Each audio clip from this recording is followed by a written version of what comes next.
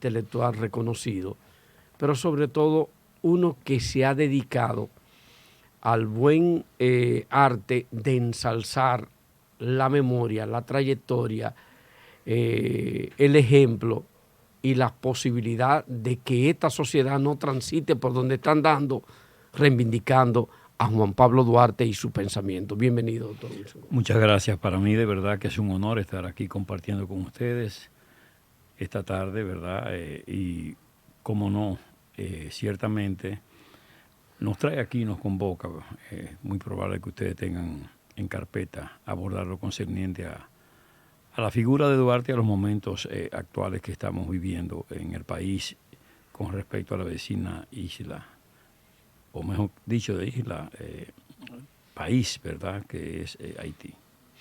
Aunque es colateral a lo que pudiéramos tratar con relación a Juan Pablo Duarte y a su pensamiento, vale la pena mencionar que hoy se cumple un aniversario de la muerte de Rosa Duarte, quien fuera hermana del patricio, pero además una de las figuras impulsoras del pensamiento de Duarte con sus propias acciones. Una que dejara, además de simbólicamente huella, de manera puntual, un ejercicio. Y nosotros fuimos y hemos sido de los que impulsara acompañando a Luis Martín Gómez en el sentido de que se le diera su lugar donde rendirle pleitesía a Rosa Duarte.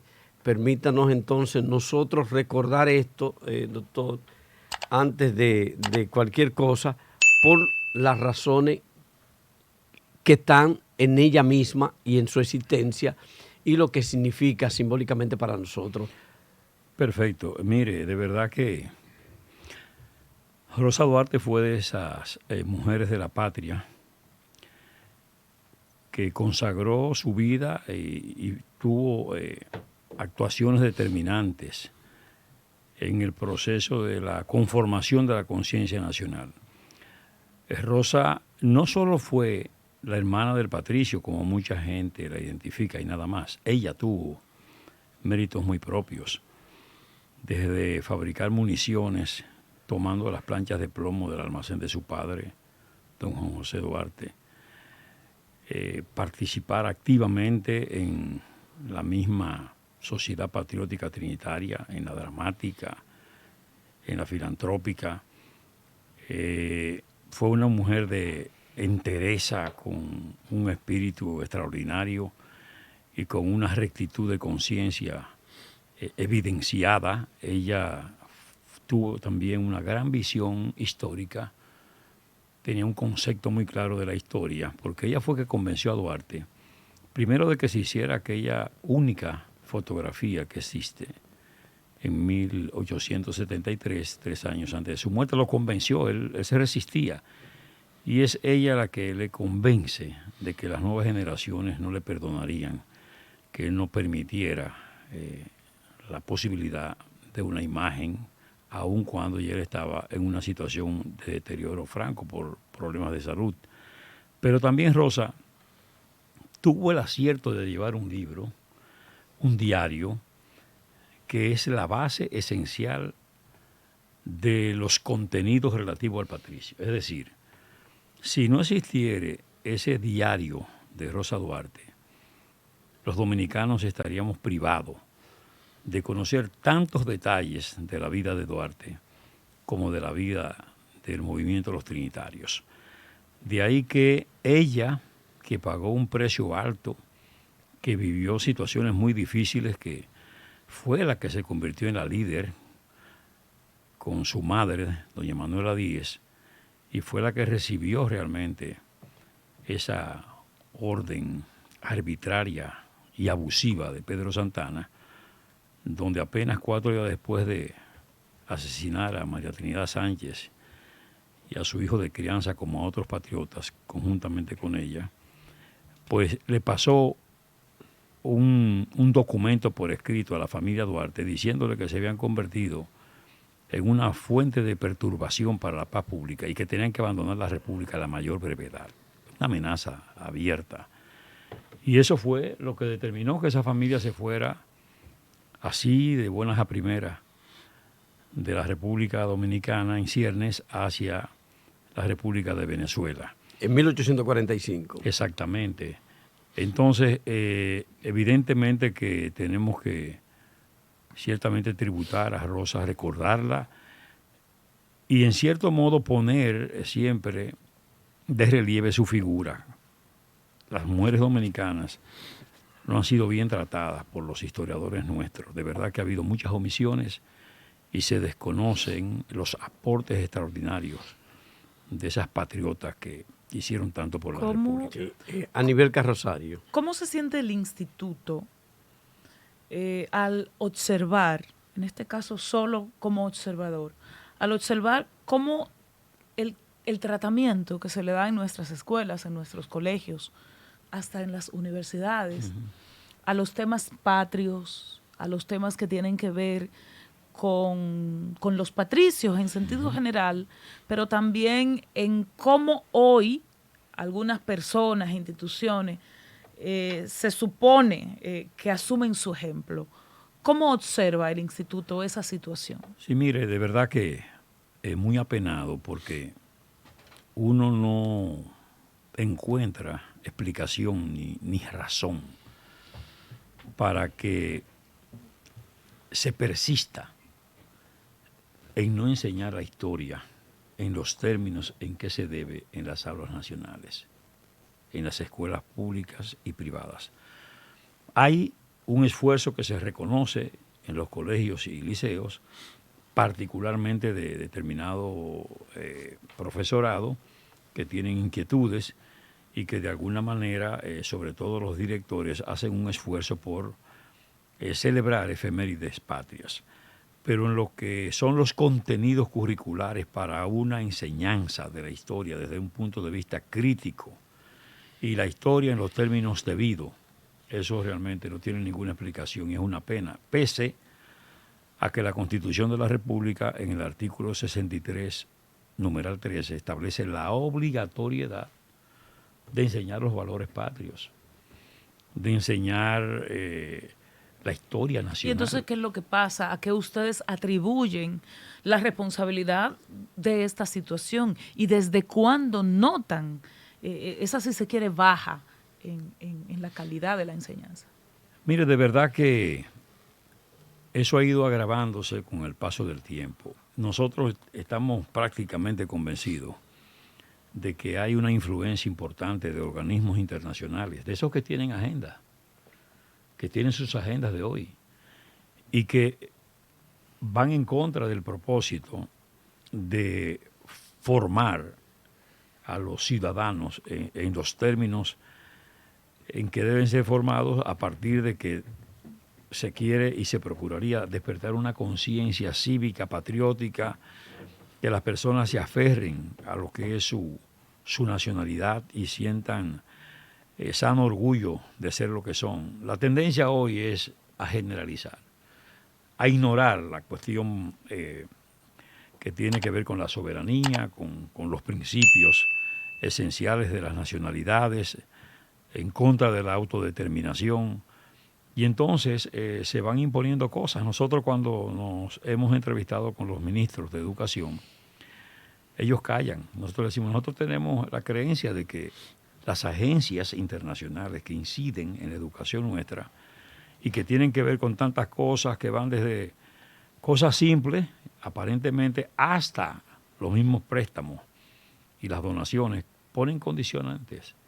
Y esas condicionantes van en esa orientación de particularmente imponer, ¿verdad?, esos programas, esos contenidos curriculares para que precisamente no se aborde como se debe la historia de los pueblos, para que la gente aprenda más sus pueblos. Porque ciertamente, eso que se dice por ahí de que se ama lo que se conoce, eso es cierto.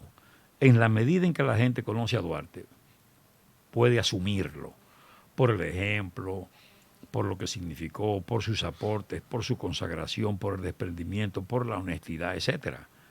pero eso no se permite. Tampoco se permite que se conozca tanto prohombres que hay alrededor de la historia dominicana. Luis José Chávez. Me gustó mucho la orientación de la pregunta que hizo Anibelca. Y la verdad es que me pareció muy buena la respuesta que ofreció nuestro invitado. Me parece que es un tema fundamental. Y yo quiero ir en esa misma onda, en esa misma línea. Nosotros como país tenemos el privilegio de contar con uno de los personajes vinculados al nacimiento de nuestra patria, probablemente de mayor dimensión desde el punto de vista de su vida y de su ejemplo. O sea, no solamente fue que hizo posible la patria, es que su ejemplo es otro aporte paralelo, tan importante como la patria misma. Así es. El predicamento de Duarte, señor, es un manual cívico que debería servirnos a nosotros, no solamente para ser buenos patriotas, sino también para ser buenos ciudadanos. Yo creo que Duarte es comparable ventajosamente con algunos de los personajes históricos más importantes de los últimos 200, 300 años.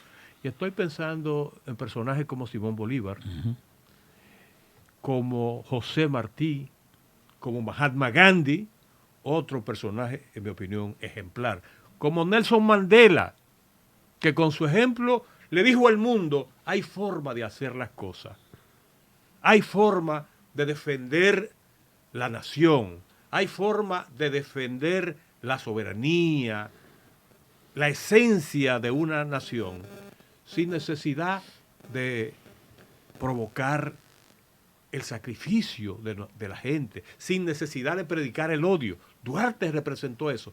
Entonces yo esto lo digo porque resulta que yo aprendí a conocer y a valorar a Duarte a partir de una experiencia personal. El primer libro que yo leí en la biblioteca Froilán Tavares fue El Cristo de la Libertad, y yo me enamoré de Duarte. Ese Duarte, si se quiere, ideal. Puede ser, yo, independientemente de que Balaguer en esa obra lo presenta, si se quiere, como un personaje místico, yo creo que lo que habla de Duarte es una cosa que yo digo, porque además está en sus pensamientos y está en su obra, claro, en las cosas que uno conoce de Duarte. Ese es el Duarte, ese Duarte realmente abnegado, comprometido con la causa de la patria, ese Duarte que realmente predicaba lo que él hacía. Ya sabemos lo que pasó cuando rindió cuenta de los chelitos que le entregó para encabezar la campaña en la parte sur de la República Dominicana. Es un gran ejemplo. Así es. Entonces, la segunda experiencia personal fue que cuando el profesor de octavo en la Escuela Perú nos pidió que hiciéramos una composición, ya yo había leído El Cristo de la Libertad, yo escribí sobre Duarte y me gané un libro.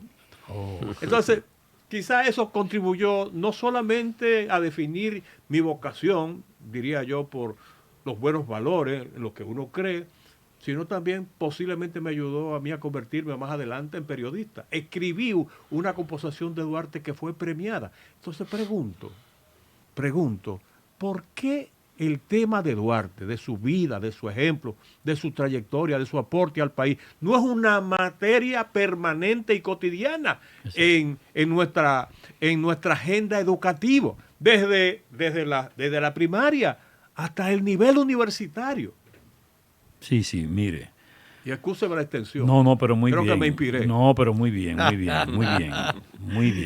Fíjese que Duarte es un singular libertador de patria. Él difiere de todos, porque es que Duarte no solo concibió el hacer del pueblo dominicano un pueblo consciente en el patriotismo, seguro en lo que es perseguir un Estado soberano, sino que él concibió ese Estado, esa república, y comenzó con su juramento. Le dio nombre, República Dominicana. Ningún libertador lo ha hecho. le dio la bandera cuando dice pabellón tricolor en cuartos encarnados de azul atravesado por la Cruz Blanca. Dijo además, una reserva, el futuro Estado tendrá su correspondiente escudo de armas, pero además aportó la divisa Dios, Patria, Libertad, que hoy la Constitución de la República, a partir del año 2010, establece en el artículo 34, que es el lema nacional de los dominicanos. Sí. Pero aparte de todo eso, si fuera poco, le dio un proyecto de constitución. Y ese proyecto de constitución, en el artículo 1, establece que gobernantes y gobernados tienen que someter sus actuaciones a la ley. Ahí se revela como un hombre de Estado apegado al Estado de Derecho y al principio de legitimidad.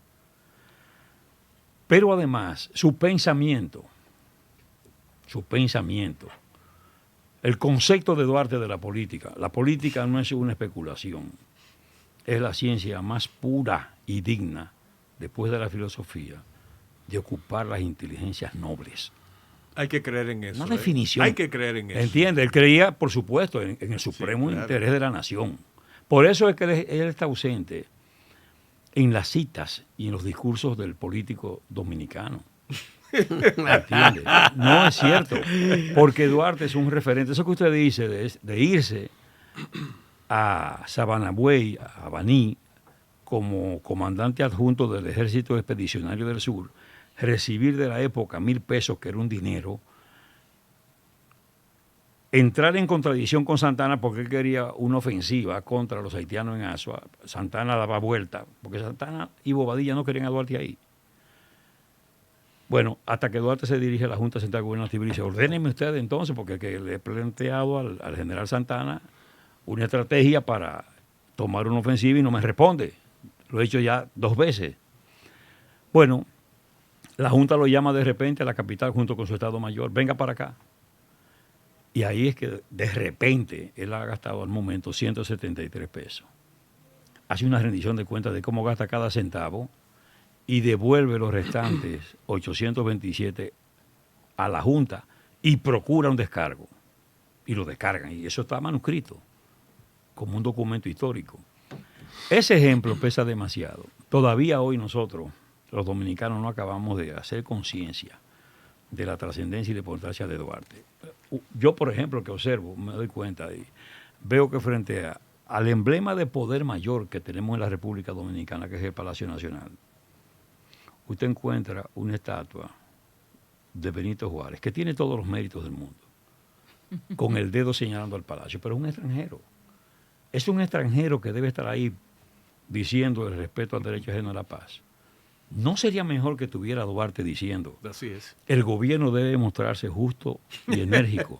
De lo contrario, o no tendremos patria, ni libertad, y en consecuencia ni independencia nacional, que es una expresión lapidaria de Duarte. Esa es dura, ¿eh? ¿Entiende? Entonces, todavía no se ha valorado. Esa última iniciativa, o esa observación, quizá hay mucha gente que se pasa el día viendo y dice, pero ven acá, ¿en algún momento usted la ha discutido en un escenario donde estén quienes pueden organizar ese traslado? No, ¿Alcaldía, presidencia? No, en verdad no, porque ese es un problema nuestro. Porque es un símbolo muy fuerte. Pero recuerden que nosotros tenemos un problema de ese complejo de Guacanacarich. No es mentira. Si tenemos ahí la George Washington, la John Kennedy, la Abraham Lincoln, la Charles de Gaulle, la Charles Sumner, bueno, las principales avenidas nuestras, la doctor no Tiradentes, están con los nombres de dominicanos. La doctor Tiradentes. ¿Te das cuenta? Todas con nombre. Entonces, es triste lo nuestro, para nosotros revisarnos realmente. Bien, nosotros vamos a una breve pausa. Tras el retorno, continuamos este diálogo con el doctor Wilson Gómez Ramírez, presidente del Instituto Duartiano. Queda en el...